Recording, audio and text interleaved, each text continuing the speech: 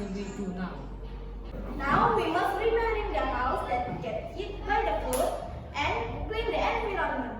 I will help to repair the house, but I need some food or drink to fill my energy.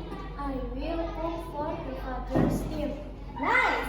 And for the teenagers team, maybe you can help the father's team to clean the environment. Okay. And for Mrs. Kansa, please cook the best food. I'll try my best.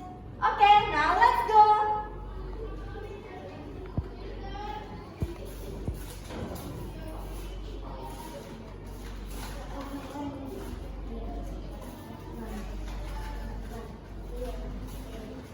I finished to repair the house. And I finished to clean the environment. And I finish cooking.